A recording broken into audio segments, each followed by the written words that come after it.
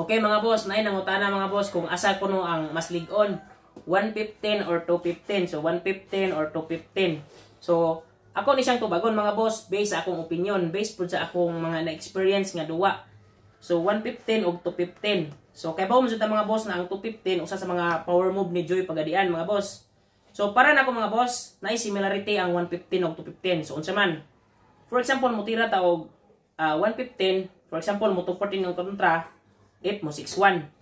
So kaning nga sitwasyon mga boss, if mo 61 ka, same as na sila kung mo 215 ka, 214 yung kalaban, tapos 62. So same as lang.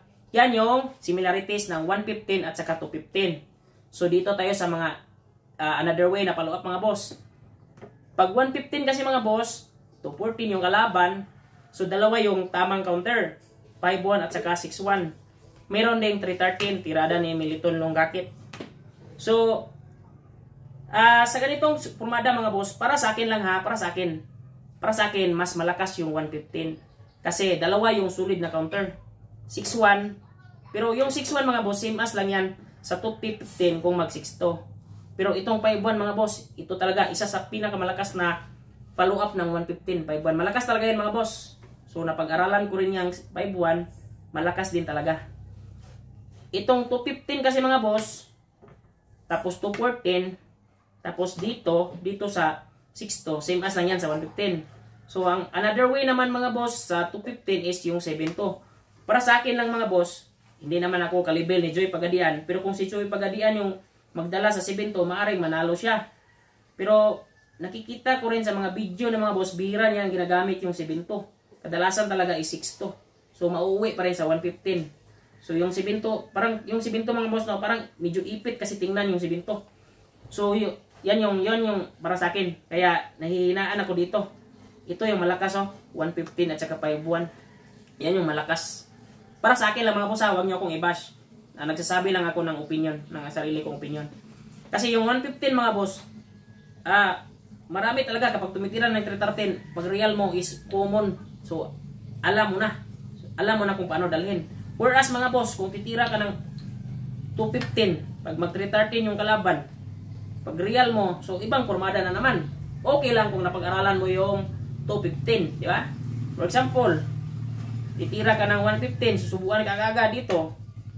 Tira ka dito, di ba? May tira kang ganyan. Kasi ang 215 mga boss, ang expectation mo talaga na counter ng pula is yung 214 lang talaga. Yan yung expectation pag mag 215. Pero what if hindi siya mag 214? Titirahan ka dito, baka malito ka. Lalo na kapag baguhan ka pa lang na nag-aral sa 150 o 215. Halimbawa, magpakain ka dito. Para sa akin ha, medyo lamang talaga yung 115 kaysa sa 215. Kung susubuan agad. Pero kung 214, yan. 215 tapos 214, yan. Ito talaga yung malakas. 6-2. Kahit sino magagaling mga boss, ito yung ginagamit nila. Pero si Joy Pagadian mga boss, sobrang galing talaga ni Joy. Gumamit ng 6-2 at kahit 7-2. Sa akin yung 7-2 is malakas din siya mga boss, pero mas maraming winning move kapag 6-2. Pero similar lang po sila mga boss pag 115, 6-1. Okay? Boss, meron akong ipapakita sa inyong trick shot mga boss sa 115 versus 313 at meron ding 215 versus 313 na mag-same as ng variation. Okay? Yung transposition lang naman mga boss. 115. Panoorin nyo ha. 115 for beginners only. 313 siya. Ganyan o. Tapos 115 siya mga boss. Papakain ka lang dito. Tapos dito siya 6-1 ka. Dito siya mga boss 5-4. Dito siya mga boss 10-5. Pag 9-5 niya mga boss, tandaan nyo ha. Sacrifice, dalawa. Pabalikin. Tapos ganyan. So dadama tayo sa 9 mga boss. So 115 versus 313 yon. Okay? Balik natin ha. So dito naman natin kunin sa 215. So may mga transposition. Dapat alam nyo ito mga boss. For beginners lang po mga boss ha. So dito naman tayo sa 215. Kanina 115. 313 pa rin mga boss. Tapos dito siya sa 115. Pakain ka ulit.